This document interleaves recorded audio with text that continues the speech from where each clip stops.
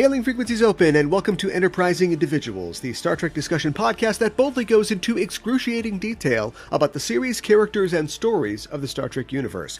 I'm your host, Aaron Coker, aka Caliban, and my alien frenemy stuck his spirit inside my head before dying heroically, and I'm facing a court-martial for bringing his regenerated body back to his homeworld, and all I got was this lousy t-shirt. I'm joined on this episode once again by New York Times bestselling author David Mack, who has written over 30 Star Trek novels, short stories, and novellas. He also wrote the DS9 episode Starship Down and It's Only a Paper Moon with his writing partner John Ordover, and he's a consultant for the Paramount Plus series Star Trek Prodigy. His most recent Trek novels include Collateral Damage, More Beautiful Than Death, and Oblivion's Gate, which is the third book in the Coda trilogy. David, welcome back to the show. Thank you for having me back. It's great to have you back aboard. Today we'll be talking about Star Trek III, The Search for Spock, the third feature film of the Trek franchise. With the success of Star Trek II, The Wrath of Khan, it was clear Star Trek at the movies was a success, and Paramount was anxious to capitalize on the franchise's revival.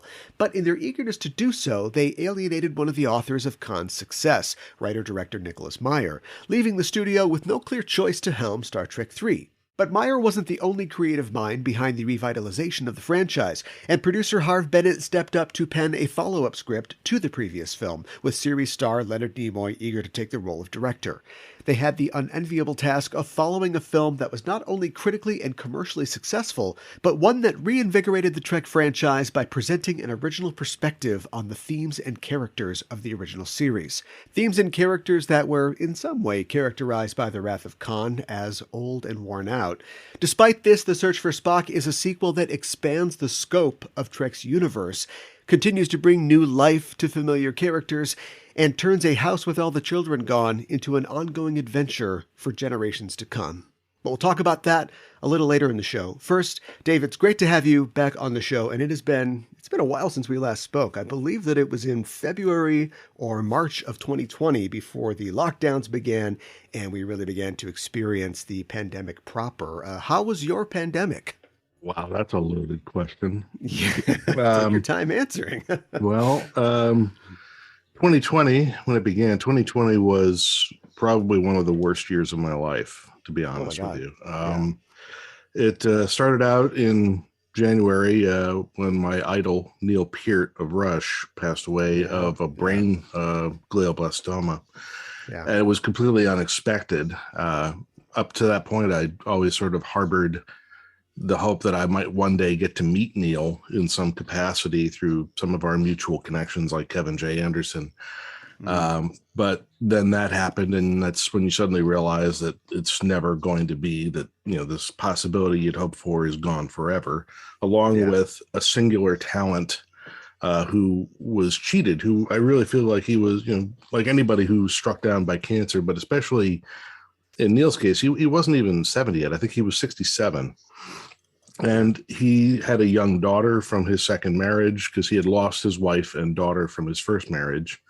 And he started over again when he was about 55, remarried a photographer, Carrie Nuttall, and then he and Carrie had a daughter who they were raising. And, so now this girl, 10, 11 years old, loses her father. So I've got all that on my mind. Meanwhile, at the same time that the pandemic really starts to ramp up around March of 2020, my mom, who had been fighting cancer for years, sort of summoned the family at the height of the pandemic when we're told, don't gather. And so we sort of had to gather. They basically say, look, time is short. These are my last wishes. These are the things I need you to do when I'm gone. And I got tasked with writing my mother's obituary because I'm the writer in the family. So that became my job. Right. Yeah. End of April, my mother died. And because of the pandemic, the rules that were in place in Massachusetts at that time for public health and safety, you could not have funerals. You could not have memorials. So these things were not an option. And most of my extended family is not tech literate enough to do a Zoom memorial of any sort of scope. So as a result, my mom never really had a proper funeral, no memorial. It's just one moment she's there and the next moment she's gone. And meanwhile, we're all still hunkered down because of the pandemic. We're isolated, in our homes, our apartments, in different cities, different towns. So that was sort of a kick. And then, of course, the pandemic itself was a hard enough road to walk because my wife works in healthcare. She's basically one of the frontline people who's treating COVID patients. She works in a level 1 trauma center. She deals specifically with brain injury patients, people who have suffered traumatic physical blunt force trauma or who have suffered strokes, and therefore need cognitive analysis, and they need swallowing analysis because she works as a speech language pathologist. And part of what they do is they make sure that if you've had a brain injury, it often compromises one's ability to swallow, manage one's own saliva. And so the speech pathologist has to be consulted to determine whether a given patient can be trusted to eat solid food, whether or not they're likely to aspirate and choke on their food or on water. So there's a whole sort of thing. And this involves working up close and personal with people's mouths. In their mouths, yeah. Oh, yeah. So this is not fun during COVID. And at one point, her whole hospital had been converted to COVID, 17 floors in a level 1 trauma center, all COVID, morgue overflowing, bodies being stored in refrigerated trucks in the parking lot. And she had to go in and do this every day. So she was on the front line. Of course, if she's on the front line and gets infected, it's almost a guarantee I'm going to go with her. So, so that year of just sort of weathering through 2020, and then on top of all that, the election mishegas and everything that followed that whole nightmare. And then at the end of the year, fellow Star Trek author Dave Gaunter, who was about my age, he passed away of cancer, which had metastasized and done basically tremendous damage to his internal organs. So he passed away in early December, right around the end of the year. And during all of this, I was working with Dayton Ward and James Swallow, developing the story idea for what would become Star Trek Coda. And consequently, obviously a lot of what we were living through in terms of the pandemic, the sense of loss, all of that just kind of got fed into this book. And I think, some readers were not ready for that. It's book 3 especially is heavy because what we had to do with Coda is because of Picard, which premiered, of course, during all of this. Picard established certain details of backstory regarding the late 24th century that invalidated, made impossible to reconcile roughly the last 20 years of Star Trek book fiction set during the post-finale period, like after TNG, after DS9, after the movies. In the books, we continued the characters' lives and adventures. We altered the status quo, found a way to bring back Data. Some characters were killed off. The universe changed in some ways for the better, some ways for the worse. But the saga went on. And then suddenly along comes Picard, and in a matter of a few lines of dialogue in its pilot, they blow us out of the water. Just all of it, gone. No way. We looked at this. At this point, Dayton was working in the licensing department, still is. So he sees the scripts long before anybody else does. And we knew there's no way we can reconcile. There's no way we can retcon or rework what we've been doing in the books to bring it into line with Picard. And unfortunately, tie-ins, a line of tie-in books has to remain consistent to some degree with its parent property. That's the whole point of a tie-in line. Yeah. So we had to face the reality that one of two things was going to happen. Either there was going to be some sort of big finale type event to end the ongoing literary continuity, or it was just going to be allowed to fade away and die and be forgotten and suddenly be replaced in the schedule by books that had nothing to do with it. Yeah. Well, in keeping with the spirit of the Kurgan and Highlanders, shouting, "It's better to burn out than fade away." Thank you, Def Leppard. We chose to burn out. We said, all right, let's concoct one last tragic adventure. And of course, we had to address this inescapable reality. And so we went very meta. we had the threat to the literary chronology or the literary continuity be reflected in the form of a threat to the Star Trek timeline that our characters were living through. Sure. And essentially what they come to realize is they are in a no-win scenario. They're in a real-life Kobayashi Maru in which there is no hope of saving themselves. That point is past. They're past that. There's no fixing that. The choice they have to make is whether they're simply going to accept their fate or whether they're going to make their deaths count for something by ending the line of carnage here before it can hit another timeline. So there's massive levels of sacrifice that go into saying, all right, we can't win, but there is a way to not lose. There is a way to take victory away from the enemy that's doing this by cutting them off at the knees and saying, this is where it stops. Mm-hmm. So, and of course, some people who have read the books subsequently are looking at the motivations and actions of the villains and how they play out in the story and saying, there's, some ways this could be interpreted as, metaphor or as, an analogy or whatever. And I'm like, well, sure. And they said, in one case, it could be read as a criticism of late stage capitalism. I'm like, sure, I could see that. Okay. I think maybe the closer to home answer is that in a lot of ways, what the villains are doing in Coda is like cancer. And it's a cancer that eats and kills its host. And at some point, it's just self-defeating. But again, that was where my head was at. And so it's very grim. It's very final. Tried to find some hope at the end, tried to find what is the silver lining, what is the grace note, if you will. And some people, for some folks, that just wasn't enough. That note at the end, there was just too much loss, too much pain. And I get that. For some folks, it was too much. Unfortunately for them, it's the book I had to write. Sure. Because that's where my life was at, and that's where my head was at. Yeah. So I did what I put on the page what I was prepared to put on the page. Yeah. So that was all, basically 2020, and then I wrote that book in early 2021. 2021 was not much better than 2020. It was a little better, not much better. I'm still happy to see 2021 behind me. Yeah.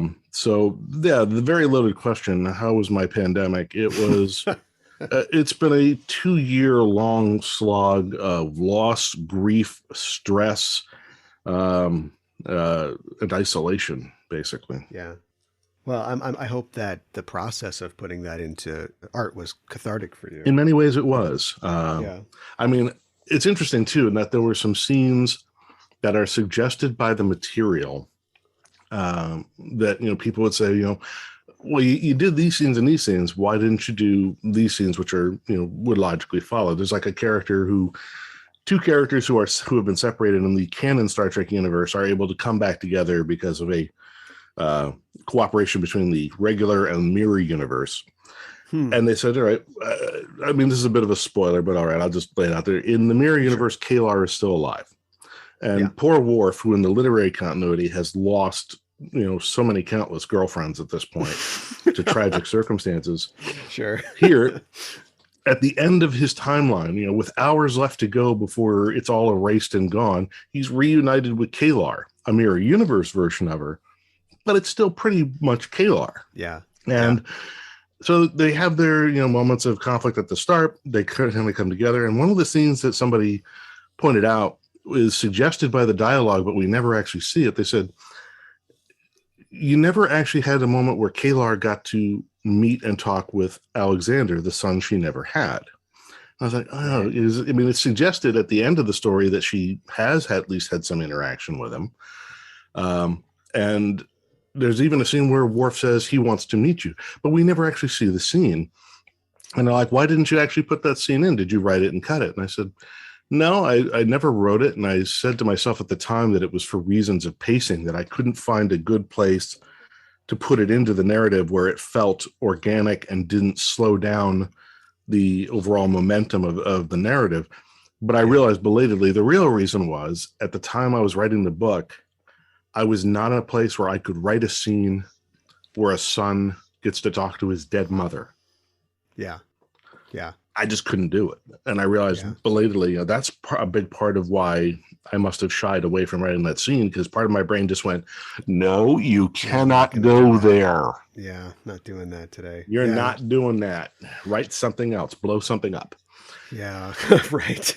So as far as blowing things up goes, or maybe doing the opposite, squaring and rectifying timelines and alternate universes has become a full-time job for a lot of intellectual rights holders and properties recently. And the scenario with the sort of First Splendor timeline in Star Trek reminds me a lot of what they did a couple of years back in Marvel Comics, where they had to synthesize their main 616 universe and their ultimate universe, which was more just for kind of housekeeping. But of course, now they've got like the Sony continuity of Marvel films, the Marvel Studios films, the Defenders Netflix shows, and they're not just saying, yeah, well, they've always been there. They're taking that as an opportunity to do something similar, to tell a story, to make it kind of metatextual and comment on how things sometimes get pushed together and how characters can have second chances and relate. All of the Loki series was kind of that. Oh, yeah. The Loki series was definitely setting up that potential. And then you have the What If, the animated series, which again is teasing the whole multiverse concept and is basically setting up the next Doctor Strange movie. Yeah. And then, of course, you got the Spider-Man movies.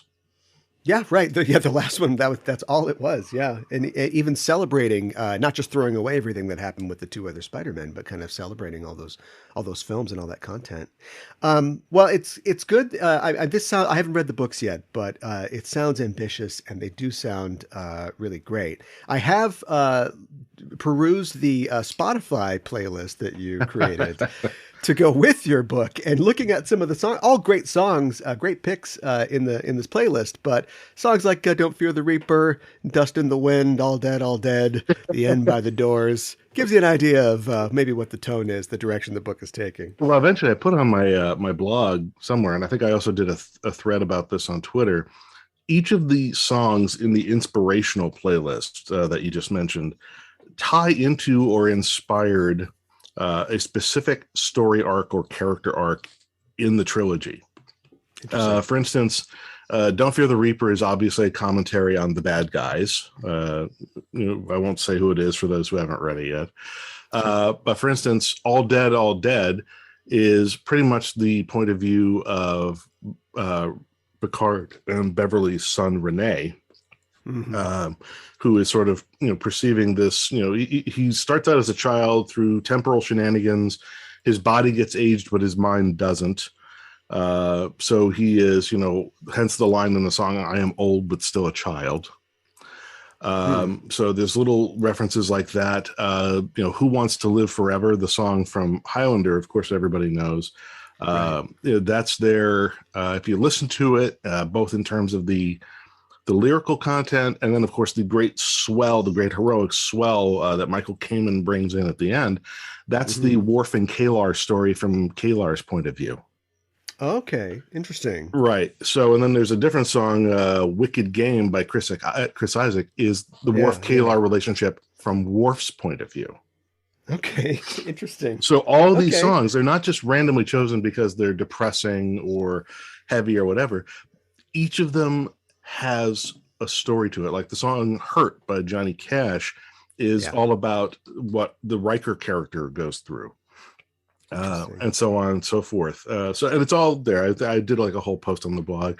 And then for folks who just want to throw on music without words as background while they're reading the trilogy, I set up what I called the Coda reading music, which is a really long playlist, and it's mostly selected from the movie soundtracks that I was listening to for inspiration while writing book 3 and drafting the trilogy outline with James and Dayton. A lot of it is music from Lorne Balfe, who has become one of my favorite composers of film and TV scores. Yeah. His work was absolutely critical in terms of inspiration. Specific moments, I mean, like his music for his Dark Materials series for HBO. Oh, yeah. Absolutely stunning work. And that was a big part of my imagination fuel. So you'll see a lot of Lorne Balfe in that playlist. but plenty of Hans Zimmer and others, because I'm a big soundtrack nerd guy. Do you listen to music when you write? Always. It's how I stay in a particular frame of mind, a particular emotional state. I listen to sort of, heroic action music if I'm writing those sort of sequences. I put on the tragic sequences. I build playlists of music from different soundtracks based on mood, based on theme. I have chase music. I have battle music. I have sad music, whatever. So I have all these different scores. And then sometimes if I'm just trying to find a headspace, like the book I'm writing at the moment, I'm working on a new Star Trek novel. It's going to be my 30th for Star Trek. Wow. My 37th overall. It's an original series novel that is a crossover with Star Trek Vanguard, the series that I co-created with editor Marco Palmieri back in the early aughts, and on which I alternated writing privileges with Dayton Ward and Kevin Delmore on one side and me on the other. Yeah. We're sort of, at the editor's request, I'm revisiting Vanguard. So I found a spot in the Vanguard continuity where there was an opportunity to play. And I've crafted this new story that drops in, and it's sort of like, Vanguard book 5.1. Sure. Yeah. Drops into the continuity. So when I was starting out and I'm, establishing the scene at the beginning of the process, the first thing I did is I have a collection of, all of the music and incidental cues and everything from the original series. I have like that 5-disc set. Actually, it's more than that. It's like 15 discs. It's huge. I built a favorite playlist out of that where I, pulled out about 3 hours worth of material. That's my favorites. All my favorite music cues, various moods, all the iconic music cues of the original series. Yeah. And I put it on shuffle so that I'm in this headspace of classic 1960s Trek. I've got that music in my head, and suddenly it all comes back to life in my head. I can walk the corridors of the Enterprise. I can see the inside of Starbase 6. I can, feel the Tribble. It's like I'm there. I am there when I'm hearing that music. Yeah, that's great. Well, the last 2 years haven't been a total loss. Of course, last year gave us the premiere of Star Trek Prodigy, which you've been working as a consultant on. And, Prodigy is, can I just say congratulations? It's a great show. It's very inventive, and it's an engrossing show for both adults and younger viewers. And being a consultant on that show has to be both fun and a challenge. It's a show that isn't set, at least not at this point, within the normal Star Trek territory. So as a consultant, you really are like the tether to the established canon of Star Trek, while the writers are also creating this entirely new corner of the Star Trek universe. During the first season, they really only employed me for the first 20 episodes, but it was critical. Sure. I was brought in by the Hageman brothers very early in the process. They brought me in when they were still developing the series concept. They were still putting together a final proposal for Alex Kurtzman. Right. And so the way I sort of pitched my services to them was, I will be your Star Trek Sherpa. You tell me where you want to go, what your destination is. I help you find the best Star Trekiest route there. I help you avoid the pitfalls that'll cost you time and money. And then when it comes time to, pose with the flag at the top of the mountain, I'll step out of the photo. Right. And so they liked the idea of a Star Trek Sherpa. And I got to say, they were amazing to work with. They were very receptive to suggestions, to input, to feedback.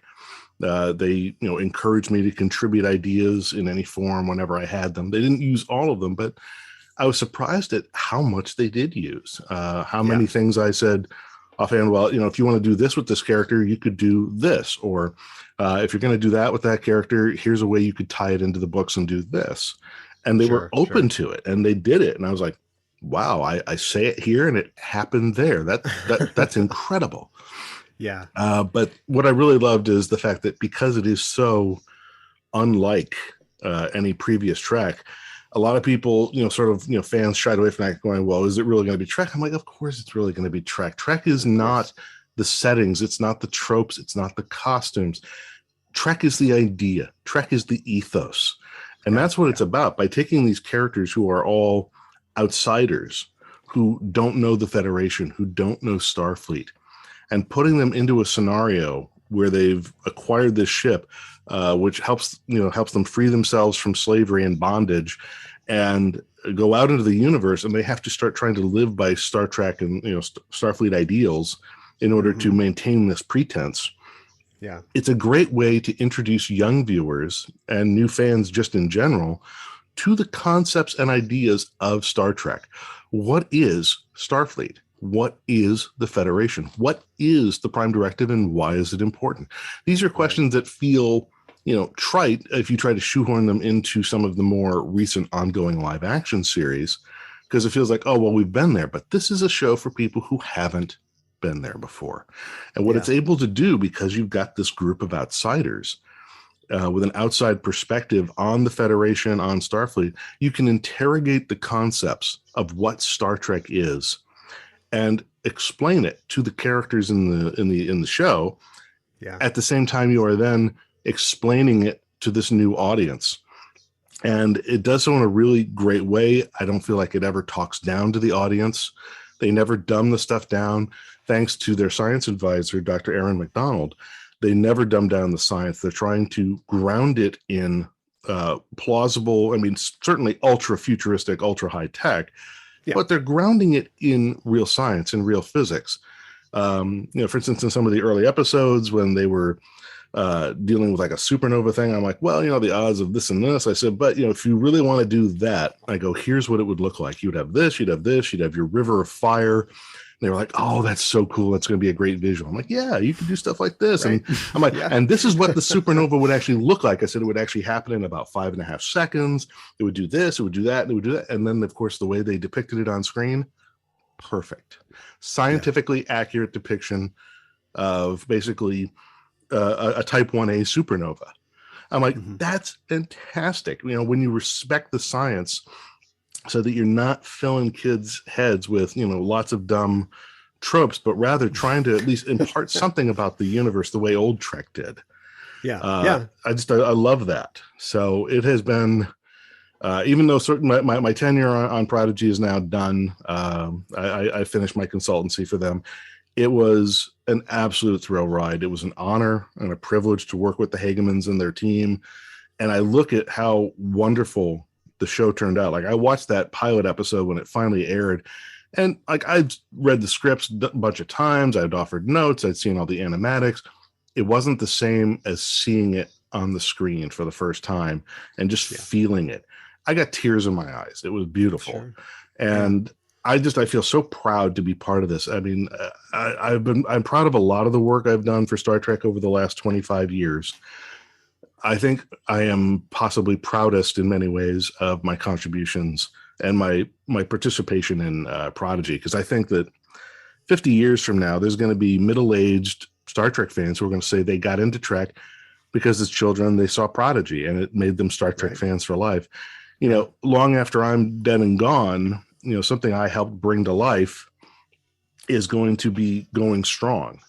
I think Prodigy is basically the reason why Star Trek is going to outlive us all. I fully agree with that. And I think that's a great perspective to have. Well, when I got in touch with you earlier in the year and told you that we were talking about the films of Star Trek on the show for this season, you said that you'd be interested in talking about Star Trek III, The Search for Spock. And it's a film that, when people talk about TOS films and TNG films as well, they talk about the odd-numbered films being inferior. This film's possibly unfairly lumped in with that number, but it's one, I think, at the same time that had big shoes to fill following up The Wrath of Khan. Why did you want to talk about Search for Spock today? Well, as you just said, I believe it is unfairly criticized. I think that a lot of people remember the faults or the missteps of Star Trek III. And what they fail to remember, I think it's like selective memory. They want to say, oh, well, it's 3. It's an odd-numbered film, therefore garbage. But what they forget is that in many ways, Star Trek III was excellent. It's fabulous storytelling on an emotional level. There's a lot of great stuff going on in Star Trek III. And it's marred by, a couple of, logical missteps in the setting up of the story. And then, of course, there's a couple of lines. Like I think everybody cringes at the line that they gave Kirk for when he finally kills off the villain. I have had enough of you. And I was watching that last night, and I'm like, really? That's the best line you could come up with at that moment. I wrote a better line in 1 minute of thinking about it. I'm watching the movie and I'm thinking, if I could have just had a pass at that screenplay, and I thought, all right, before they start fighting, the planet is blowing up around them, and Kirk is saying, if we don't get out of here, we'll die. And Crew says, if we die here, Kirk, then we die here, and it'll be glorious. I'm thinking, all right, there's your setup. You have the moment, you have that line to set it up. Then you do like the rule of three, which is then you have the second iteration where as they're fighting, they're grappling, they're maybe at the edge of something. Crew is trying to kill them both. He's like, this is where we die, Kirk. And then you could have Kirk flip him down onto the cliff, and Kruge goes over. Kirk tries to offer him his hand. That's the point where Kruge grabs his ankle and tries to drag him over the cliff again with him. And you could have basically that moment where Kirk, finally realizing there's no reasoning with Kruge, can just say, this isn't where we die, Kruge. Just you. Bam! One kick in the face and he's gone. I'm like, and that would be an audience going, yeah. I'm like, this is not hard. Here's my 5-second rewrite. Genesis will be your Exodus. Kick. There you go. Oh, that's the 80s action film version. Oh. Oh no! I've broken David Mack. All right, we got to move on. The biblical reference alone is no. We're a ways out. Someday we'll talk about Nemesis this year on the show, but thankfully I will not be here for that. No, it reminds me of the draft line where Riker kicks Rod Perlman into the pit. They've mentioned that the Remans don't like the bright lights, and so he had a line that was before he kicks him. He says, "Don't worry, hell is dark," and then he kicks him in the face and kills him, but they cut that line probably for good reason. Yeah, they're trying to go for the family friendly rating there, and they were dark enough as it was. And of course the other logical misstep in the story with Search for Spock, before we get into the nitty gritty, is you've got this premise of, okay, Spock puts his Katra into McCoy in Trek 2 before he goes into the reactor chamber. Because he's the last person he has contact with. This is his last opportunity. I get that. I'm cool with that. Okay. And then Spock dies. They put his body into the torpedo tube casing, burial at space, and they fire it down to the Genesis planet. Okay. Cool. I'm good with that. Then they go home, and he gets confronted by Sarek at his home. And then they've also got the scene previous to this with McCoy talking about, why did you leave me on Genesis? And I'm like, how do they know he's on Genesis? The last they saw, they fired a torpedo. That thing should have burned up in the atmosphere. They have every reason to believe that the torpedo tube either burned up in the atmosphere or is lost in the reaches of deep space where you'll never find it again, or it fell into the sun. One of the three. They have no reason, any of them, to think that Spock's body is intact. Never mind alive. But here's an even bigger question. What they need is to bring McCoy to Vulcan to walk the steps of Mount Seleia so that Spock's Katra can be extracted and put into a Katric ark and then return to the halls of ancient thought with those of his ancestors. Sure. Why do you need Spock's body for that? You don't. Right. The Katra is all you need. The Katra is all you're trying to preserve. Why do they need the body? And the answer is they don't. But they create this premise that somehow you need the body and you must go back to Genesis for the body. They don't know the body's on Genesis. Nobody's told them this yet. Nobody has had the opportunity to say we found Spock's torpedo tube. They don't know this. They're operating with a whole set of information and assumptions that they should not be making, with information they have no access to. There is no reason for any of them to go to Genesis. The problem is there is no legal impediment to McCoy chartering a commercial flight and going to Vulcan. He could go to Vulcan on the 205 out of San Francisco. Nobody gives a damn. Right. He could just, he doesn't even need a passport, for crying out loud. He's got a military ID. He gets on a thing. He goes. It's all free. He goes to Vulcan. He walks the steps. He's done. That's not a movie, unfortunately. Yeah, that's true. So the problem is, to work around this, you really would need a much more complicated approach. Now, it's interesting in that what's been done in the more recent Star Trek series like Discovery has sort of demonstrated that Vulcan telepathy in some cases is much more powerful than we realize. although it would have spoiled the reveal on the planet with, Sarek and David Marcus when they find the Vulcan child, or even before that when they find the empty torpedo tube, what you would have needed was something like the equivalent of a Spock telepathic moment where his body, void of form, but still with that telepathic gift, is reaching out to his own memories in McCoy, and McCoy has a vision of Genesis. That's why you go back to Genesis, because at some point McCoy has to have the vision, and he has to understand on a fundamental level. He has to say, Jim, I can't explain it, but I'm telling you, Spock is there. We've got to go. And it's like, at that point, you're one of your best friends, someone you've served with for 2 decades, tells you, Jim, he's there. And that's when you go, all right, he's there. We're going. Yeah. And that would have sold it. And that's all it would have taken, would have just been that moment of a vision of Genesis for McCoy. And I would have been like, okay, I'm all in. But they're operating the whole entire premise that drives the movie is a set of assumptions that they shouldn't be making because they are operating on information they don't have. Right. Now that's a pretty serious flaw, but they fastball past it really well. Oh, they get right through it. Oh, they just throw the fastball right by you. And as long as you weren't looking at it, you go, yeah, all right. Okay. Yeah. Yeah, fine. Whatever. I'll give it to you. You want to go to Genesis. You need the body for some reason. There's some religious reason you need the body. Maybe the Katric Ark holds the Katra, but the tradition is you cremate the body and the ashes are in there. And maybe it has something to do with that. I don't know. Maybe you do need the body. I don't know. Yeah. Well, without the body, they can't do the Feltorpan ritual. Well, right. But at that point, they don't know he's alive. Right. Yeah. Yeah. But I suspect that you have a special perspective on that, seeing as your Kelvin Universe novel, More Beautiful in Death, features a Feltorpan ritual. Yeah. It's essentially the take of what happens in the Kelvin universe. Yeah. You've lost Vulcan. You've lost the halls of ancient thought. And I thought, wouldn't it be interesting if part of the reason Spock's betrothed to Pring has, such power. I mean, basically, the Spock's family is like the Vulcan equivalent of the Kennedys. Yes, like that whole sort of big thing we saw in Amok Time, like that whole sort of ritual space. Their family owns that. That belongs to Spock's family. Right. They've got the equivalent of the Pope presiding over the Kunat Caliphate. They got the Vulcan Pope.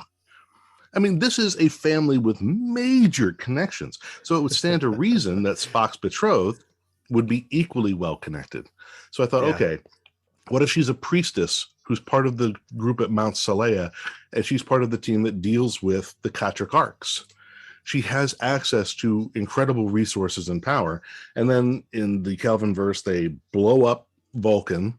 Right. And so she preserves, a Katric Arc, and she's able to save the Katra of her beloved Stan before he dies. Mm-hmm. But now she's preserving this arc, and she knows that Spock has survived, and she resents him for surviving when she has lost Stan. So she's going to the point where she's going to Faltorpan Stan into Spock's body, displacing Spock. In the process. And it's, a whole sort of it's actually a subplot, which is the strangest thing. You think that would be the A plot, but it's actually the subplot. Wow. Of the book. But yeah, I mean, I did a lot of research into the whole Katra, Faltorpan, Vulcan mysticism thing. Yeah. So that was the only reason I was thinking, why do you need the body? But, if you really have to retcon a reason why you need the body, fine, you need the body. Yeah, I could write a line where someone, someone say, Sarek could say, "You must get his body, Kirk." Why do we need his body? It's part of the ritual. Without it, the Katra Ark can't hold the Katra. We need his essence, but we also need some of his form. It's like, oh God, all right. We make the urn out of his body. Right, the urn is, we out of the cremated ashes is built in. That's how it's able to hold his Katra, Kirk. It's like, for crying out loud. Come on. This stuff. Yeah. All right, fine. We'll go get his body. He's, I assume he's mostly dead in your story, but if you're going to do a movie version of this, you need a Stan. So who would you cast as Stan in a live action film? Oh, I wouldn't. He's got to be young and hot like Zachary Quinto. I mean, I wouldn't even know where to start with the casting of someone young and hot these days. I mean, as somebody who watches the CW, I was hoping you'd know. If you watch shows on the CW, you know, it's like that's where they recruit everybody from these days. Sure. That's where all the young talent comes. That's where we got our new Kirk. So, you know, find somebody on like, you know, a CW show and go from there. I don't know. Do you remember the first time that you saw this film? Yeah, I saw it in the theater. I think I would have been, let's see, what year did it come out? 84. I would have been about 15. Yeah. Yeah, I would have seen this in the theater.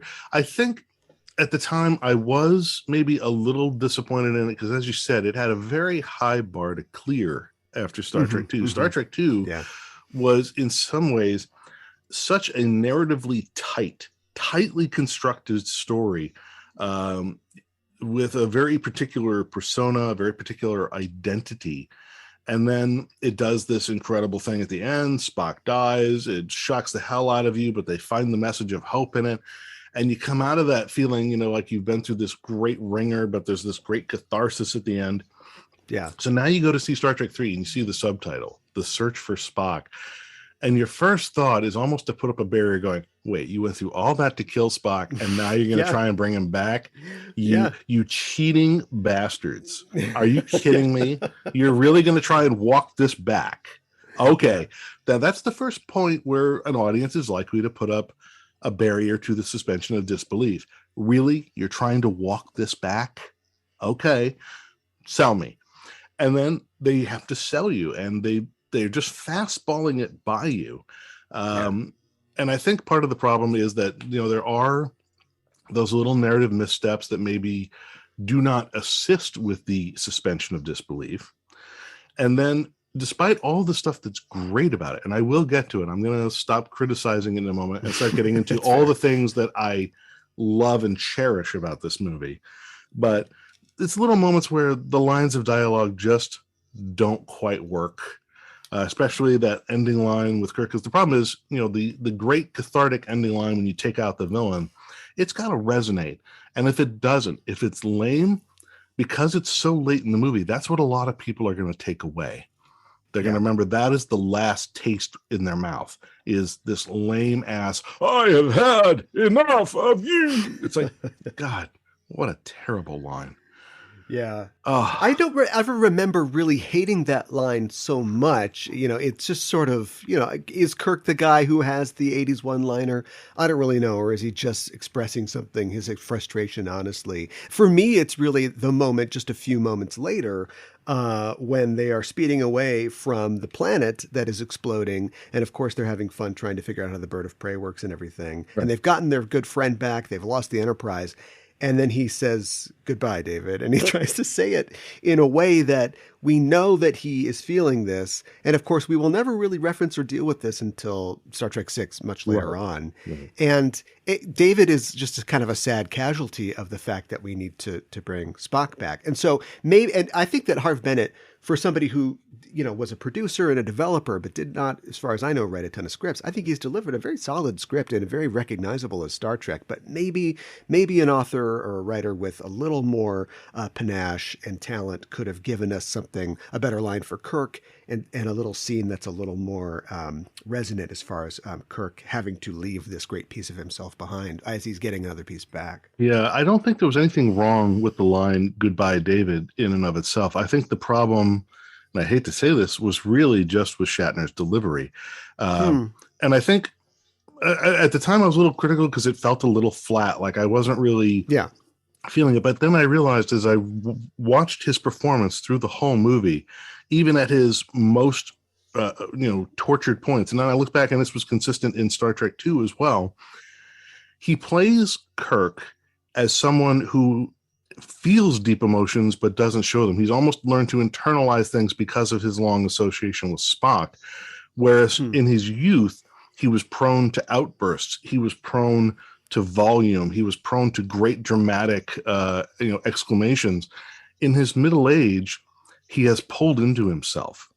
He is very tightly wound. His feelings are under heavy lock and key, and I don't know how much of this is the product of his association with Spock through the years and just how much of it is a product of getting older. Yeah. But he's definitely playing Kirk as someone who has these incredible, abyssal, these benthic depths of emotion, but he doesn't let them out. He's just eating all of this pain, and he lets it fester. And I think that's what leads us to the problem in Star Trek 6, is that he has now for decades let the pain fester. Yeah. So I think that's part of it. I don't think there's anything really wrong with the line. I mean, maybe there was a way with the blocking, with the staging. Because one of the things that really impresses me about this movie is Nimoy's work as a director. I was watching it and comparing it to that of, say, Nicholas Meyer. Nicholas Meyer was great at action blocking. You would always know where everybody was in the scene in relation to one another. He had a great sense of when to move the camera and when to leave the camera still. He understood when you just want the static frame. Yeah. What Nimoy showed was his work as a photographer. He excelled at knowing when to go for the extreme close-up, to isolate the lips of Sarek, the eye of Kirk during the mind meld scene. It's so intimate and so telling. Yeah. It's also the only moment when you really see just how much pain Kirk is in. Yeah, like, and it comes through. And Sarek even realizes what he's done. He says, "I'm sorry, Kirk." It's like he realizes, I shouldn't have done this to you. Yeah. And so, but I mean, those little moments, that vision, that sense of knowing to bring the camera in that close, that intimate on these two characters, that's a photographer's eye. And what Nimoy was in his life, aside from being an actor and an author and many other things, one of his great loves was photography. He had a fantastic eye. He loved working in black and white, high contrast, but he especially understood the power of isolating a subject, isolating an image, and he knew how to come in close. And he wasn't afraid to do it. And so it gave a much more intimate feeling to some of those scenes because of his direction. And I just wonder if maybe that moment when Kirk is saying goodbye to David, maybe that was a moment where he should have trusted himself to go in close again. But again, we'll never know. But I don't think the line is the problem. I think maybe it falls a little flat, and I think maybe it was just a matter of we needed to better visually isolate Kirk or somehow symbolize Kirk as being alone even in the presence of friends. And I think then that's a visual language thing that falls on the director. Yeah. And it certainly works at the moment that he learns of David's death. Oh, that's a brutal scene. Where he collapses he collapses against his chair. Yeah, and he is surrounded, by his friends and his crewmen, but he is just completely alone in that moment. Yeah, because nobody can say anything. There are no words. Yep. It's like everybody's in shock. Yeah, it's a great moment. Well, we're already talking about the creative hands behind the film, so let me just talk about some of the technical details really quick. This is, of course, the third of the TOS films, Star Trek III: The Search for Spock. It was released on June 1st of 1984 with a script by Harve Bennett, directed, of course, by Leonard Nimoy, and produced by Harve Bennett. James Horner returned to score the film. He also scored, of course, the previous film in the series. The star date given in the film is 8210.3, and the calendar date is not known for sure, but it's estimated to be about 2285. I should mention that the budget for this film was $16 million, and the box office domestically was $87 million. Adjusted for inflation, that's about $187 million, and that puts it at, I believe, number 8 on the all-time box office score. As far as the critical rating goes, and of course these are sort of modern ratings, but in the sort of look at the entire Star Trek film series, it is at 79% on Rotten Tomatoes, which also puts it at number 8 amongst the 13 Star Trek films. Do you think those are fair? Well, the money's the money, I guess. Do you think that rating is a fair rating? No, I think it deserves a little bit more love than it's getting. I tend to rank Star Trek 3 a little bit higher. I mean, maybe it doesn't make my top 5, but I certainly don't rank it as low as 8. I tend to rank it a little bit higher than others because there are so many sequences that I think people just don't give enough credit. For starters, one of the most famous things about this movie is stealing the Enterprise. The theft of the Enterprise out of space dock. It is one of the all-time great screw you sequences in cinematic history. It's beautifully executed. The music for it is some of the most stirring and exciting music Horner's ever done.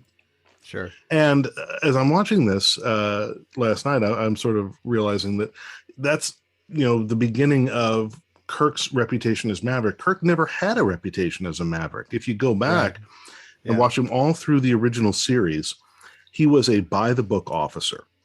He was strict. He was about regulations. He was a good soldier who followed orders even when he hated it. He would put up with the shenanigans of the ambassadors because that was his job. He even said at one point, he had the line, I'm a soldier. He would just say that, I'm a soldier. Yeah. And he was not a Maverick. And that is even addressed when he has his conversation with Admiral Morrow, the Commander Starfleet. Morrow says to him, he says, you've had a long career. You've got this reputation. Don't throw it all away. He has a reputation as someone, like when he was a junior officer, a lieutenant, he put someone on report for not closing a valve. He didn't just take the person aside, chew them out, but let it go. No, he put them on report, and he basically trashed this guy's career prospects for the next couple of years because Kirk was a hard ass. When he was a lieutenant and working, taking some time to be an instructor at the academy, he was described as one of the hardest instructors you'd ever have. When he was a cadet, they called him a stack of books with legs.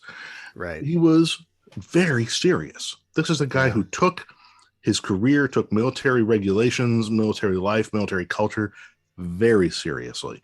For him to openly defy Commander Starfleet, to defy Starfleet, to do everything, to steal the ship, essentially, this is like multiple heavy-duty infractions all in a row against the Starfleet Code of Military Justice. You've got theft of a capital starship, sabotage of a second capital starship. You have multiple counts of assault on Starfleet personnel. You've got hacking and sabotage and subterfuge against Space Dock. You have the destruction of a capital vessel. You have the potential causing of an interstellar incident, violation of interdicted space, fugitive on Vulcan. It's like there's so many things. It's like it's amazing that they just don't lock him up and throw away the key. But whales. So what are you going to do? But wow, I mean, what's really amazing about this movie, and people just don't give it enough credit, is the sheer stakes of it. This is the moment with his back to the wall when it's Spock on the line. Kirk shows he is willing to lay it all down. He's willing to give everything, every last thing. And it's summed up, he loses his ship, he loses his son. And then you have that moment with Sarek, who says, I thank you, Kirk. But, why would you do this? And he's like, if I hadn't tried, he says, at what cost? Your ship, your son. He said, and Kirk says, if I hadn't tried, the cost would have been my soul. Right. And it's amazing. I mean, this is what stakes in a movie are all about. A character who gives everything. I mean, his beloved Enterprise, the destruction of the Enterprise. I mean, that's the original. I mean, yes, it's been refit, but in theory, that's the original ship that we've loved for how many years? From the 5-year mission. Yeah. Right. From 5-year mission. And we're watching our beloved Gray Lady go down in flames. Yeah. I mean, that's a heavy duty moment. That's right up there with Death of Spock. Kirk is just sacrificing everything. And that's amazing. That's some of the best storytelling. As far as the level of stakes that are involved in this movie, I think this is probably the best, the highest level stakes on a personal level that we've ever seen in the Star Trek movies. I think all the movies since this have tried to emulate that sense of personal stakes. Yeah. None of them have ever touched this. Yeah. Kirk is willing and his friends. It's not just Kirk. It's, his friends are willing to say, we'll go to prison with you. We're ending our careers. We'll probably all wind up in the stockade. And then McCoy at the very end, the false repent, he's warned, this could be a great danger to you. We might accidentally shred your brain. And, everybody looks at him and McCoy says, I choose the danger. Hell of a time to ask. Yeah, right. But McCoy, just like Kirk, they're all willing to lay it all down. They're all willing to say, I will risk my life if this is what it takes for Spock. They're all willing to go to the mat. They're all willing to die. That is heavy. That is amazing. This is what I'm talking about when I say stakes in a story. And those stakes, the idea, the theme of sacrifice is introduced in the previous film, but I think that Kirk I wonder what pre-Star Trek II Kirk would have done, dropped into Star Trek 3. Is this him not only learning the lesson of, of sacrifice and friendship in the second film and then deciding to pay that back in this film, but also maybe remembering the example of Spock doing a very similar thing for his friend Chris Pike in The Menagerie, when Spock essentially puts his entire life and career and freedom on the line to redeem his friend.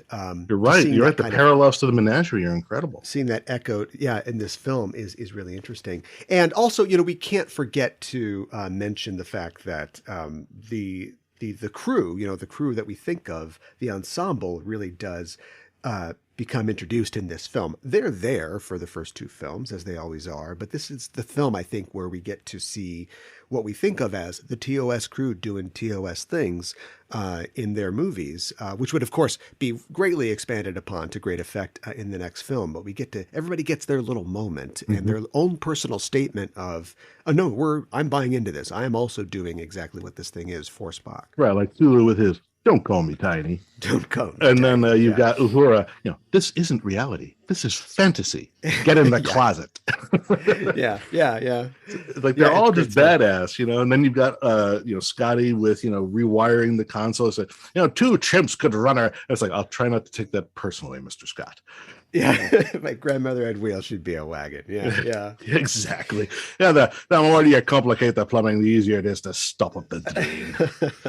And I have to wonder if that's an effect of, just having, Nimoy, a friend and of course, co-worker of the actors in the film, being the director, and Harve Bennett, a guy who, got his start in TV and would understand the importance of the ensemble and understand the importance of needing to have all those different voices and that variety. He famously, when he got the job to produce Star Trek II, went back, not really being a Trek fan, and watched the entire series and tried to absorb as much as he can. And when he comes to write this script, he says, well, we've got all these actors. We have to, give them all something to do, let their personalities shine through. And it also makes it more poignant that that many people are trying to save this person, not just like his best friend, Captain Kirk. Right. I mean, it's also just good screenwriting to have even the supporting cast give each character a moment that defines who they are, to make them memorable, make them come alive. And it also increases our perception of them as a family, as a unit who have served together for, decades at this point. They are bonded. They are bonded through, blood and fire. They've been through baptisms of fire together, these people.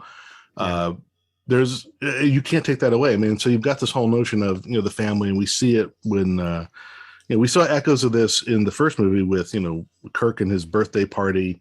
Whereas here, when they're, raising the toast to Spock, to have some friends, he has them all over.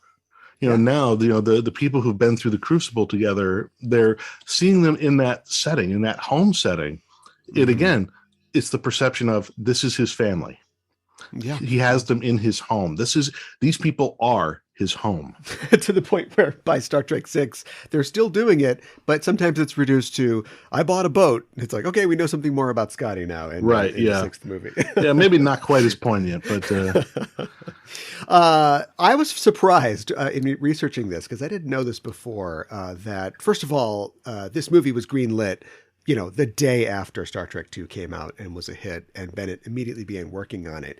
And he originally, he titled his outline Return to Genesis, and he was writing backward from the idea that, of course, Spock would return. They wanted to do that. And he initially wanted to have the Romulans be the antagonists in the film. And the idea was, in his treatment, that they would discover that the Genesis planet was very rich in dilithium.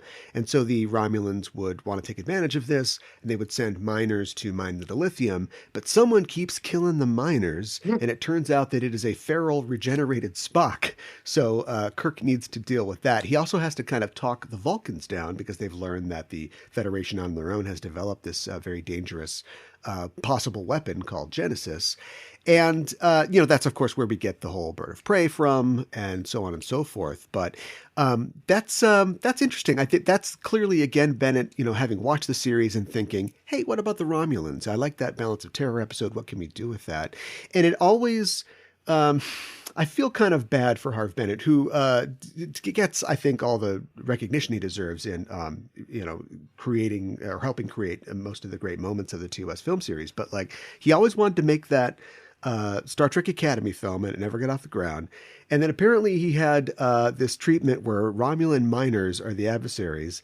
And then he's not involved anymore, and they make Star Trek 2009 featuring a young Kirk and Spock at the Academy, and they're fighting Romulan miners. And it's like, oh. I mean, you know what it's like to work for a rights holder and to not necessarily have control of all of your ideas or where they're going to go. But it's like, those were his ideas, though. Yeah. I mean, it's interesting, the whole notion of bringing in the Romulans. It could have worked. There's certainly no reason why you couldn't simply have substituted Romulan characters for the Klingons, although I think the personalities of the Klingon characters and the performance by Christopher Lloyd as Kruge, just terrific. Like, I love the little bits where, he tells them target engine only. They blow up the Grissom. He's like, I said target engine only. I wanted prisoners. Lucky shot. And he just shoots the guy. Bam. And then when he's targeting the Enterprise later, he says to the gunner, engine only. Understand? Yeah. Got it. Very instructive from before. Right. It's like, you've seen what happens when you screw this up. Let's be careful this time. But like, he goes down to the planet and they find the torpedo tube, and the trilobites have metastasized or mutated into these weird, crazy, serpent things, and it wraps around his throat, and he's wrestling with it and nearly chokes him to death until he crushes its throat, and black ichor comes out over the place, and he throws it to the ground, picks up his comm, and goes, bridge, nothing happening here. Yeah, nothing going on. It's like, I love that. It's the Klingon attitude that carries through. It's I don't know. I find it hilarious, and at the same time, that's one of the things where you kind of have to love the Klingons. But it's a great villain in that you get a sense of nothing's going to faze this guy. And casting Lloyd, he was known for like Taxi at that point, right? Comedy, and of course, way back he had been in Cuckoo's Nest, and casting like a comedic actor, but in an ostensibly serious role, allows you to play those beats so that you find these moments of funny and of humor in these very dark scenes where a slimy dog creature is watching him like murder his own crew. And it works really well without him having to go very big or be some kind of big jokey clown type character. He was actually able to underplay, like he was able to restrain himself. And again, it was because Nimoy was not afraid to bring the camera in very close. He comes in really intimate on Kruge at a number of points and allows Kruge to be restrained, to speak quietly. And it makes you listen all the more intently to what he's doing. Early on in the development of this, Bennett's original draft was apparently leaked to fans. That there wasn't an internet back then, but it got around the community, and that caused them to change a lot of their ideas. I think that's one of the things that led to them saying, well, let's do the Klingons instead. And of course, at this point, Nimoy is not credited, but he was a part of developing the story for the film. And I think they both wanted to focus on bringing some of the elements from the series, back in and giving more life to them. And they thought about the appearance of the Klingons in the first film, but, we didn't really see them. They're just in that first opening scene. And they said, well, let's bring them back and let's give them, a little more. Let's get into what Klingon society is like and how they act and how they respond to the Federation and their encroachment. And Nimoy was, inspired by the samurai and their sort of code of honor. And it's weird to think, code of honor, there you go.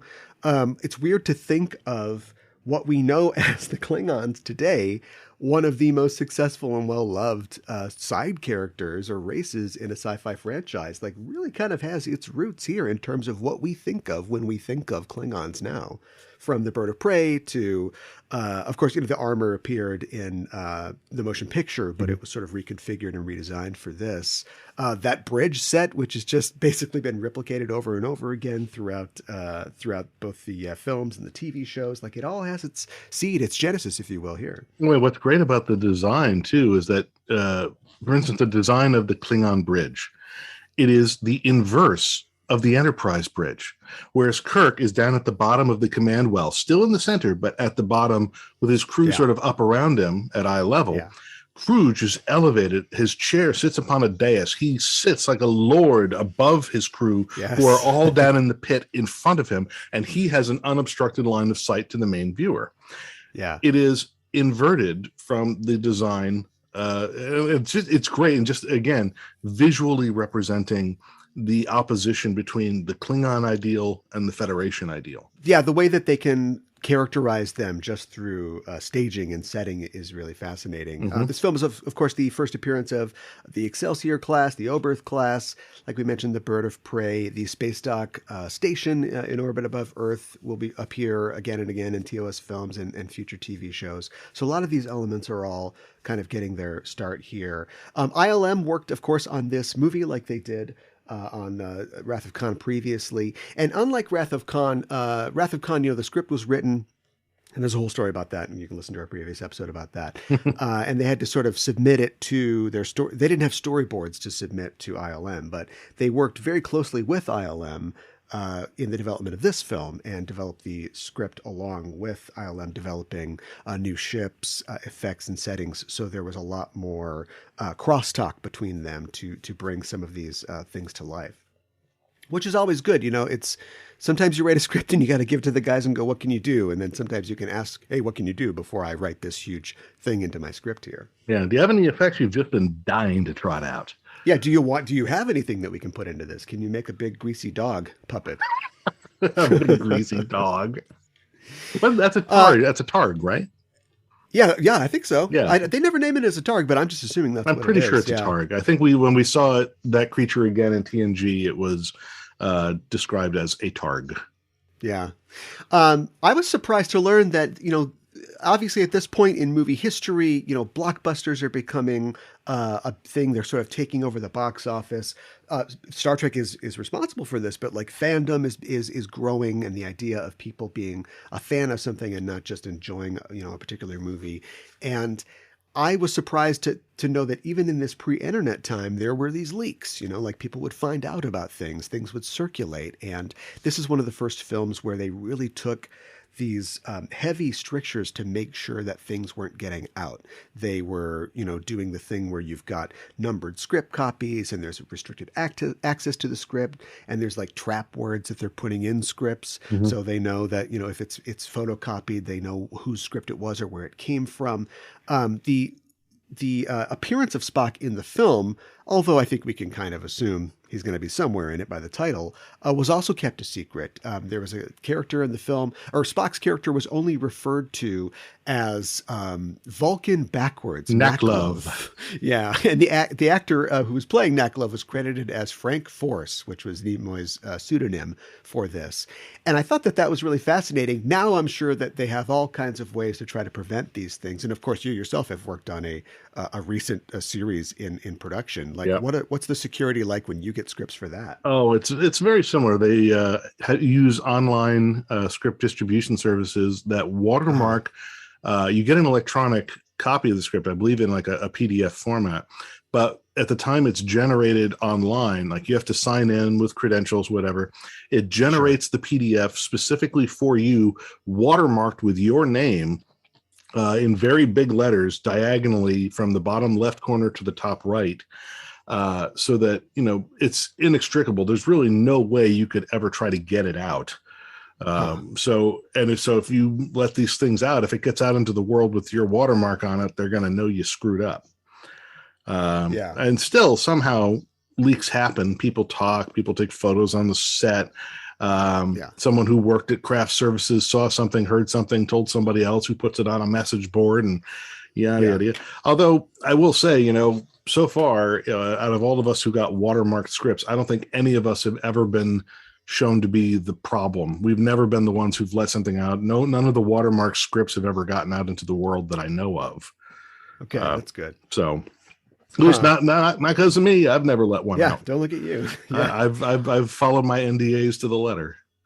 I think that this recent reveal of the new actor playing Kirk on Strange New Worlds might have been prompted by a leak, because I usually don't track this stuff down, even though I'm kind of in the business of like informing people about Star Trek news, because I don't want to be spoiled myself. But I remember seeing, like, the day before they made the big announcement, there was like somebody caught on TikTok or one of the video sites a picture of this blonde-haired guy in a gold shirt, talking to one of the actors on set for Strange New Worlds, and people were speculating, could this be, Captain Kirk?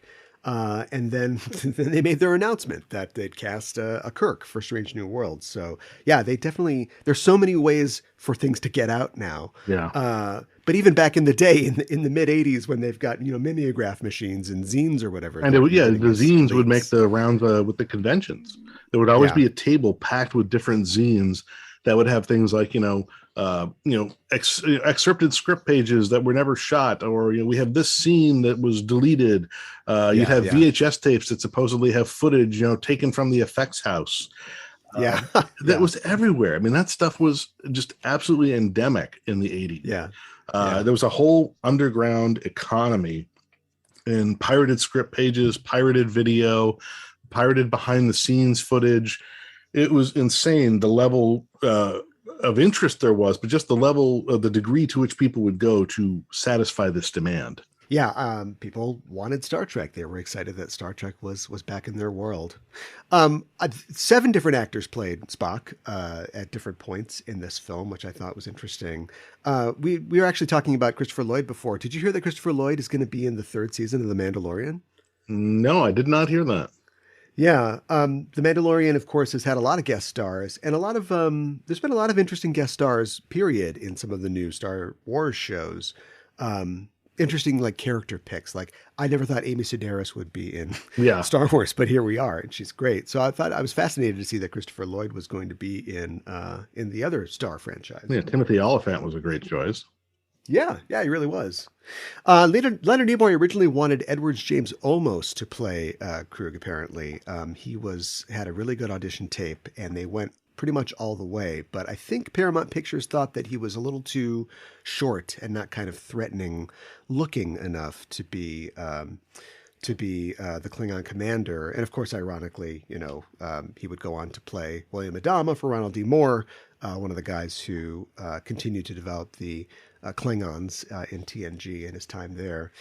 And this movie marks the first live-action appearance of Sarek since his introduction in Journey to Babel, and also, of course, Yesteryear, if you count the animated series. And Sarek is one of those characters who, Mark Lenard, obviously, great charismatic actor, but it's one of those characters who I wonder if...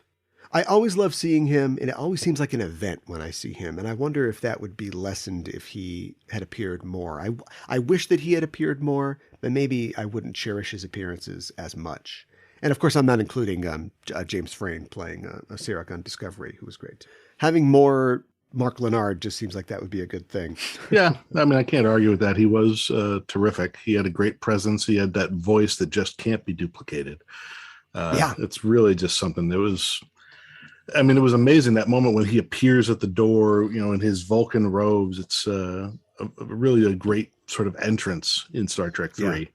And then, of course, the fact that he's there at the end, his presence as the grieving father really, again, deepens the gravitas. Like when he asks for the Faltor Pan and the priestess has to say, look, this is something that hasn't been done since the age of antiquity. And even then in legend, we may not be able to pull this off. What you ask is not logical, and he has to admit, my logic is uncertain where my son is concerned. It's like, it's an amazing public admission for Sarek, of all people. Emotional beat for a Vulcan. That's huge to admit that out loud. That's amazing. Yeah. Speaking of the Faltor Pan and resurrection, there are a lot of different themes competing in this film, but I think almost like a religious idea is here. I mean, with resurrection, obviously Christ comes into the conversation, but it's almost like... And Genesis as the Garden of Eden. And exactly. Yeah. But if you want to move outside the Christian tradition, it's almost like putting Osiris back together or something Sure. like that. You know what I mean? Like there is having to gather the pieces together from the shore. Exactly. Or bringing Lazarus back. Yeah. I don't know if, I mean, definitely the iconography is there. You know, there is an empty tomb or torpedo in this case. You know, they find his robe. But it's just interesting for a Jewish director and co-developer of the film is like, yeah, let's do this Jesus stuff. Yeah. But then, of course, if I can just transition here to talking about the Genesis planet. Yeah. One of the things that always sort of made me stop and go, huh? Was the explanation for why the Genesis planet is unstable and why it's breaking apart and all this other stuff. And in the movie, the canon explanation they go for is they have David Marcus confess to Sarek that the problem is that when he was formulating the Genesis device, the only way he could make certain variables work was he had to use this unstable thing called protomatter. This unstable substance that no reputable scientist would use or whatever, according to Sarek. And so he claims that this is the reason the planet is unstable. This does not track with the other canon on-screen evidence. I propose, and I actually put this into the first thing I was ever paid to write for Star Trek books, which was chapter 14 of John Vornholt's The Genesis Wave. Marcus was wrong. Protomatter wasn't the problem. Protomatter actually worked fine. It did exactly what it was supposed to do. If the problem were protomatter, the Genesis cave inside Regula 1 would have been unstable. But it's not. Yeah. The Genesis cave is perfectly stable. The problem, the reason the Genesis planet, this is my proposal, the reason the Genesis planet is unstable in Star Trek III is because they did not deploy the Genesis device in the manner that was specifically described for its deployment in the movie. They just said, to make this work, what you need is a lifeless body, a moon, a planetoid, etc., preferably one that is already in a proper Goldilocks orbit around a life-sustaining star. You then deliver the device to the lifeless planetoid or moon. The Genesis effect does what it does. It accounts for the variables of the nearby sun, the radiation, the distance from the parent star, whatever, and it yields you a habitable, stable, Class M environment. Sure. Great. Those are the instructions. This is the operating mix. Like if you were doing a shake and bake planet, these are the instructions. Find a lifeless moon or planetoid in this zone and deploy in this manner. What did they do? They set it off in the middle of a nebula. Right.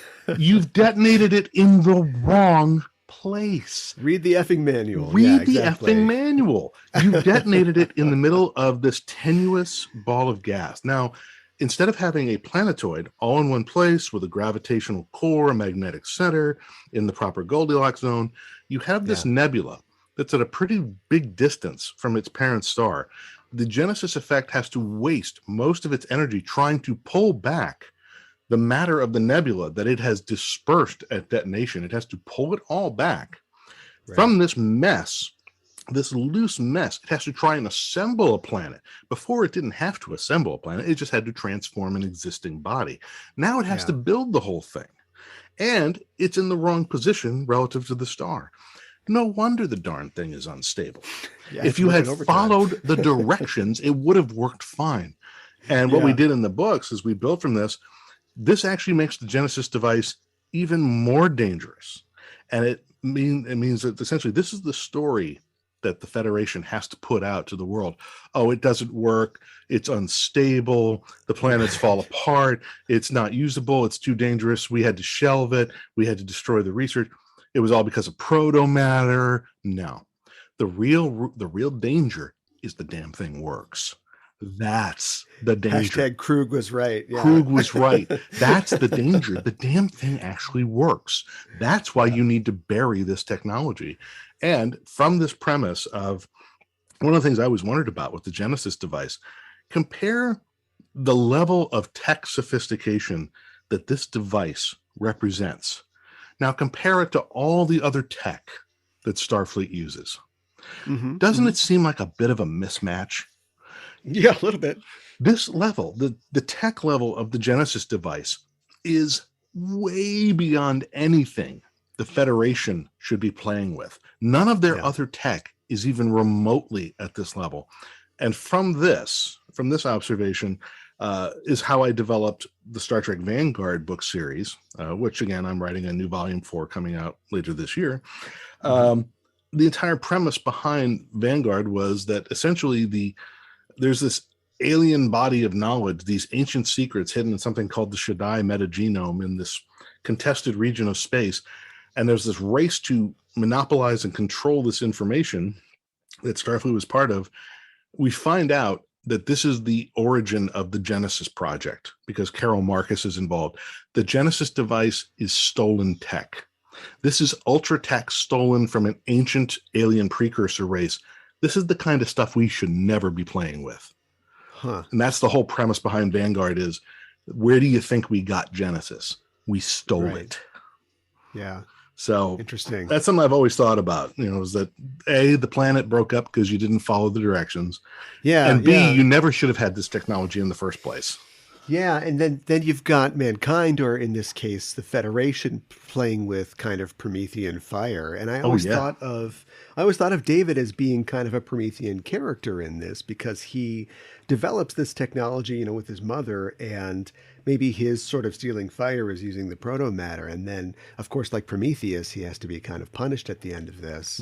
It always seems so cruel, just from the perspective of the universe or the storytellers, to have to kill and sacrifice David in this. But I guess his sin, in the context of the film, it seems like, well, it's not that big of a deal. But maybe in the larger context, the meta context of your story, that he does that. Well, I lied, and I kind of cheated like my dad. But it's okay if my dad cheats; it's cool. But I cheated, and so I got to get stabbed. Well, I mean, if you look at where the bloodstain is on his tunic when Kirk goes over to inspect his body, that tracks with, I believe, the Prometheus myth, because he looks like he's been stabbed near the liver. Oh, interesting. And isn't Prometheus his punishment that his liver is torn out each day? Yeah, right. That's what it is. It looks like he's been stabbed through the liver. It's a relatively low wound in the torso to get underneath the rib cage. It looks like they went up in through the liver. So that would again be Promethean. So there's that. And if we went by Vanguard, then the original Promethean crime actually belongs to his mother. Sure. But he's probably equally to blame. Yeah. That's interesting. And also the whole notion of having to sacrifice your son, again, that's biblical as well. Now we're back to Abraham and Isaac. Yeah. Exactly. Yeah. Although Abraham got a pass. God was just like, oh, I'm messing with you. I just wanted to see if you do it. It's just a prank, bro. Yeah, dude, put down the knife, man. I'm messing with you. It's me. Whoa. You're going way too far. Yeah. That's not cool, bro. That's not cool. We've talked about how Search for Spock compares to Wrath of Khan, and Wrath of Khan, as you mentioned, has this very dark conclusion, but then it sort of resolves with this very hopeful ending. And then we flip over to Search for Spock, and it's kind of like different. It starts in this kind of dark place, but I think that ultimately, like, there is a very optimistic tone to it. We question whether our boys and girls can still do it in Star Trek 2. And at the end, Kirk feels better, but they're not tested. And then in 3, every beat of 3 is them rejecting the idea that they're too old, rejecting the idea that the Enterprise needs to be put into mothballs, that they can't do this. And they're fighting back against that idea. Right. Well, it's because at the end of 2, having, lived through this and seeing new life, spring up out of the shadow of death, Kirk's, very important closing line in that is, I feel young. Yeah. And it's important. He feels renewed. Yes, he has lost Spock. There's this emotional wound, but at the same time, he's sort of having this T.S. Eliot experience of, to make an end is to make a beginning. And to, make a beginning is to, make an end. The end is where we start from, to quote Little Gidding. And I think that that's the sort of moment that Kirk is having at the end of 2, where he realizes that as one chapter closes, another chapter can begin. That Spock's sacrifice is not the end of the story, but simply the beginning of a new story. And then you suddenly get into 3, and the story he finds out is, oh, by the way, the story is Dante's Inferno, and you now have to go through the circles of hell. Actually, the story, if you're looking more again for mythological parallels, it's Orpheus and Eurydice. where essentially we have to go into the underworld and we've got to lead our beloved out. We have to reclaim our friend from the underworld. And in that respect, the notion of this strange, hellish, unnatural place that's disintegrating around us with the lava pits, especially at the end, that's very underworld type imagery. Yeah. We have barely mentioned the character of Sarek, and I just wanted to say the recasting, yes. The recasting, yes, of course. Robin Curtis takes over for Kirstie Alley. I think that hurt them. I think that hurt them at the box office with fan reaction. I think fan reaction, because we were so close, within 2 years coming off of Star Trek II, and Kirstie Alley had made such a splash, had been so enthusiastically received in the role. And then they had to recast because she just was like, no, I'm not coming back. I don't want to do that. So they recast. And, no offense to Robin Curtis, who's wonderful. And, once you in time, get used to the recast, you realize that she's actually quite excellent at what she does. Doing some good work. Yeah, she did some excellent work, but it was jarring. And it was an unexpectedly jarring moment. And I think that despite the fact she does a lovely job in this movie, I think the recasting was jarring for a lot of fans at the time. And I think it contributed, again, to the unfair reputation that this movie got. And of course, Sarek is just this character who has all these, we were going to do this, and we're going to do this, and we're going to do this. And then we do Star Trek VI, and we're not even going to use Sarek. Now it's another character that's just basically Sarek. The kind of great what could have been character. Yeah, another character. We've replaced her with Valeris, which suddenly makes people wonder, okay, is it just me, or does it seem like Spock is grooming a lot of young female proteges? He does seem to. Yes, he likes. He's got a type. As a fan of comics, I always think of Wolverine. Why is Wolverine always hanging out with a 13-year-old brunette kid? Yeah, that's always a little troubling.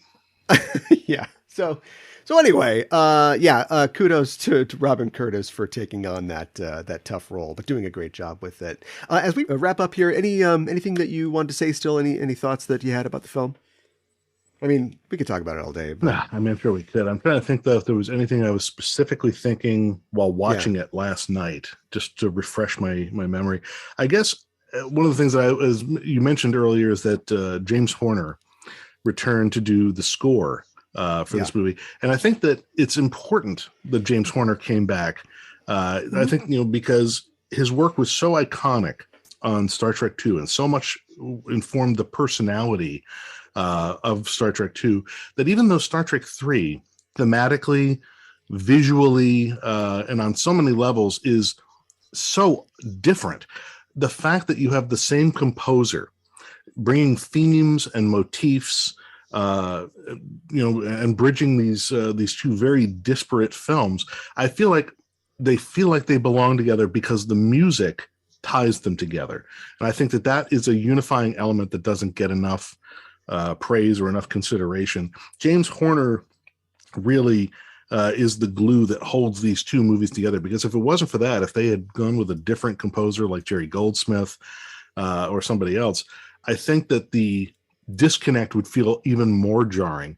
And I think that the reason these two movies feel like they fit together so beautifully is the soundtracks. I agree. I had read that, in discussions with Bennett and Nimoy, they had talked about, whereas Star Trek II had these sort of bombastic cues, these sort of operatic cues, they were going to they asked him to focus more on the romantic and more sensitive sort of aspect of these themes and these motifs, to reinforce the sort of broader emotional scope of the film. And I agree with you that it really does work. Yeah, and he did a great job, sort of broadening his musical palette, as you say. There's a dreamy quality to some of the music on the Genesis planet, and then there's this really ethereal, otherworldly, mystical feeling to the music when you go to Mount Saleya at the end of the movie. But at the same time, there's also those classic James Horner themes. The music behind the sequence for the stealing of the Enterprise is some of the most iconic and beloved Star Trek music cues of all time. It's right up there with the music cues from Star Trek II and the original series. The stealing of the Enterprise music, it is just the ultimate feel-good. That operatic surge at the moment when Sulu says, "We've cleared space dock doors," and the orchestra swells, and you could just hear an audience going, "Yeah, they're doing it. Yeah, we're taking it, baby, it's ours." Yeah, I love James Horner. Another talent taken from us far too soon. Yes. Well, I think that we have covered pretty much all that we can talk about in this space of time for Star Trek 3. I want to thank you for joining me again. And what have you got going on? You've talked about your upcoming novel. Can you give us like a release date or any other details about that? Yeah, the novel that I'm currently writing and hope to finish in the next couple of weeks is called Harm's Way. It's a Star Trek original series novel. That's how it's going to be branded on the cover, right. Star Trek, the original series. But it's a crossover between the original series and the Star Trek Vanguard literary series that I co-created with Marco Palmieri back in 2004, 2005, and which ran for 8 books through March of 2012. And this book sort of fits in around the middle of what is currently book 5 in the saga. So it's sort of like, Star Trek Vanguard book 5.1. And it's, going to, tie into some classic themes. But I will say that it is some of the most fun I've had writing a Trek book in a long time, especially for folks who were put off by, let's say, the incredibly dark and sorrowful tone of Oblivion's Gate, my most recent release. This book, which is scheduled for publication on December 15 at the end of this year, 2022. Nice. Okay. This book is just sheer fun. Velocity, fun, action, quips. We've got Klingons, we've got aliens, we've got destruction. We just got fun galore. And it was nice to get back to just doing an adventure story where the characters are having fun and want to be there, and to get back to some classic Trek themes, bring back some classic Trek villains. Sure. It's just nice to get back to writing Trek for fun. Yeah, that sounds great. With the kind of completion of Coda and the sort of future of the Star Trek Extended Universe in the books, should we be looking for more books that sort of tie back into the history of the Extended Universe like this book does? Well, I'm not really sure. I think part of the reason that the editors asked me to write this book is, again, it's sort of safe ground. The original series era, Vanguard, at least until we see what happens with Strange New Worlds. But we went back to that. They're also trying to commission more novels set during the run of series time frame for things like Next Generation, Voyager, Deep Space Nine, books that go back to more of the classic feeling of the tie-ins that you might have seen back in the 90s when it was, dropped in between episode or adventure of the week are these other little interstitials, basically one-offs rather than continuing installments in the ongoing serial narrative of. We're trying to get back to, I think, a more episodic style, standalone novels. Buy it, read the adventure, you're done. You don't have to read 8 other books to figure out what the hell's going on. You get to the end and you've actually got an ending. You don't have to wait for 3 more books to find out how this resolves. But Star Trek readers like that, though. They want to go out and get I think that they've enjoyed it sometimes, most of the time over the last 20 years. But I think at the same time, there is a subset of the readership that maybe will rejoice at the return of a more episodic, more standalone style, and also just for a chance to see stories again set during the same time frame as the shows they loved, so that some of the characters who, for instance, have not been able to be part of the literary continuity in the post-finale era, characters like Jadzia Dax, let's say. Jadzia Dax features prominently in the most recent DS9 novel written by Alex White. Yeah, Alex White's novel. Yeah. Right. So it's a great opportunity to sort of go back and tell stories about characters that maybe the fans love, but which, didn't fit with the post-finale stuff that we were doing. So I don't know everything that's come down the pike. I know there have been a number of delays caused by the pandemic, which messed with the editorial side. A lot of personnel just have dropped off, and suddenly there's all these gaps in the production process. And then the other problem is that there are ongoing supply chain disruptions and shortages around the world. And some of the most serious are those that affect the ability to supply paper and ink to book printers.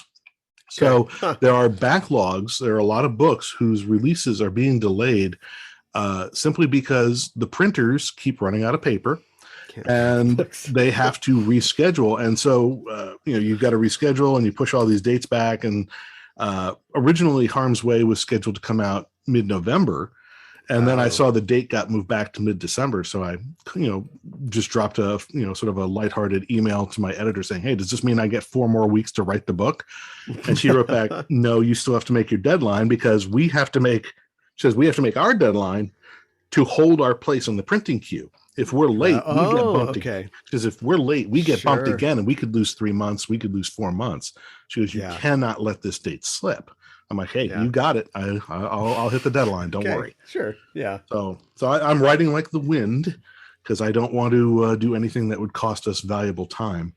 But sure. I mean, that's why a lot of books, not just Trek books, but books across the board in every genre from every publisher, there are massive delays happening, especially to mid-list titles or expected mid-list titles, because there's paper shortages, there's ink shortages, and then even once books get printed, they come in from overseas, usually in shipping containers, and then they get stuck at ports because there's no truck drivers to get the containers to the warehouses, and then there's no truck drivers to take the books from the warehouses to the retail distribution points. So again, the supply chain disruption is it's widespread. It's at every stage. It's just one of those things. It's probably going to last another year or two, unfortunately, because even if the pandemic can be brought under control this year, and we don't know that for sure, the lingering effects, the ripple effects caused by the supply disruption, as well as long COVID and other long-term health factors, it could take a very long time to get back to the world we knew before pandemic. Yeah, and hopefully that happens soon. I would like that myself. I would like to get back to a world more familiar. Well, thanks for joining me to talk about Star Trek and the Star Trek universe. And if people want to continue the conversation, they can at EISTpod on Twitter and the Enterprising Individuals Facebook page. Remind people where they can find you online. You can find me at my website, davidmack.pro. That's David Mack, MACK.PRO. From the front page, there are links to my Twitter feed and my official Facebook page, my blog, and if you go to the press kit, there are links to my Amazon author page, et cetera, et cetera. Well, it's been great talking with you again, and good luck with In Harm's Way. Thank you, and thanks for having me on. It's been a blast talking about one of my favorite movies. Thanks again for joining me. We're signing off until the next mission. Hailing frequencies closed.